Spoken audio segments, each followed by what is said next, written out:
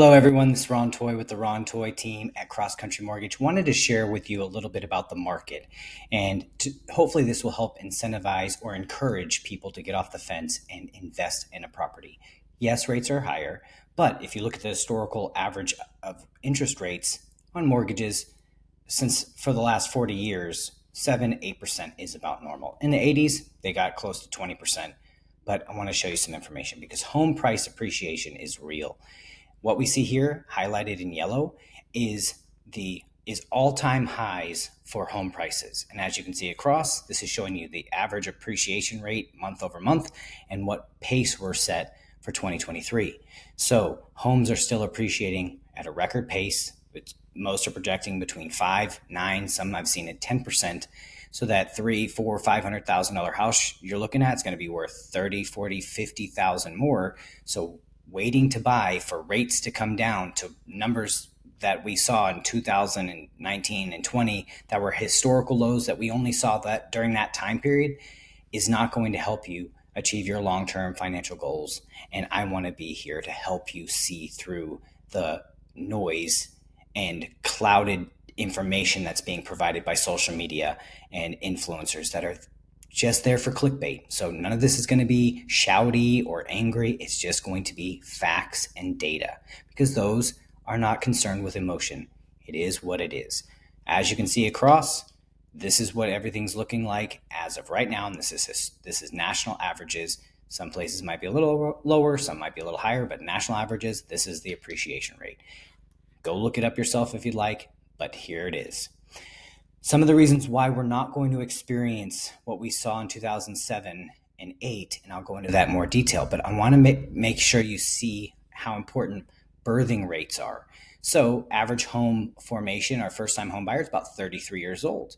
So 33 years before 2006, 2007, this was during the Generation X. 55 million people were born. But you see between this year and this year, 72 to 73, there's a decline in birthing rates, and there's still a steady decline and goes up.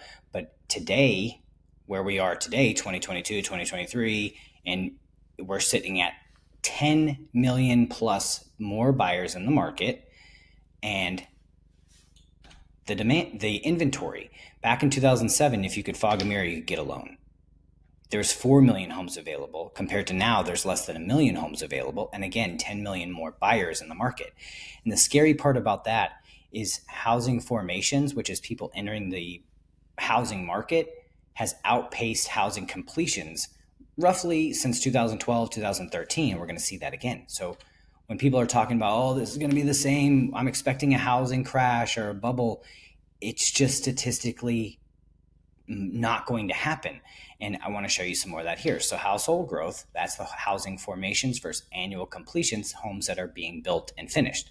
And as you can see, 2012, 2013, all of a sudden housing growth, 14, 15. We have a little dip here, but if you're looking at this steady, look at the differences. And it continues to grow. So when you have this much difference between housing growth and completions, and it's been consistent, we are going to continue to have an inventory problem that drives prices up. And when you look at historical numbers, again, we want to go off of history, not emotions. Since 1942, you can see all the years. Now, if it's white like this, it means it was just above zero, but not enough to go into the red. And this was less than zero, but rounds up. And so this is in the red here. And so when you go across, when it's green, it means it was just above zero, but not enough to put it to 1, again, rounding. So if you look through this time period, you've got this 1, 2, 3, 4, 5 times, maybe 6 if you go here, where home prices, we'll go ahead and 7. Worst case scenario, 7 times in our nation's history since 1942 that home prices dropped. But if you add all the appreciation between 42 to 1990, it outweighs the 1% drop that the home hit. And then again, you go all the way till 2007, look at all the appreciation gains between that period to 2007. And even if you add this up compared to everything else, it's completely obvious to everybody. You don't want to make decisions based on this time period, because again, when we go back and look at inventory, look at housing birth rates, knowing that we had 11 million more people born in the time period between 2000, the people that will be entering the market in 2007 versus now, housing formations outpacing housing completions exponentially, seeing appreciation, we can identify the reasons why we are not going to have a housing market crash. And even if there was a 1% drop in prices, which we already showed you that homes are appreciating at between 7 and 10% this year, it's not going to help you in any way to try to wait to save, let's call it, say it's $200 a month on rate. Buy what you can afford, because if you don't, that $2,400 for the year, if you save $200 a month, will cost you an opportunity cost, because you don't get forced savings through principal balance reduction, because every time you make your payment, you're reducing your principal balance, or appreciation gains. And so if you bought a $300,000 house and it went up 10%, that's $30,000.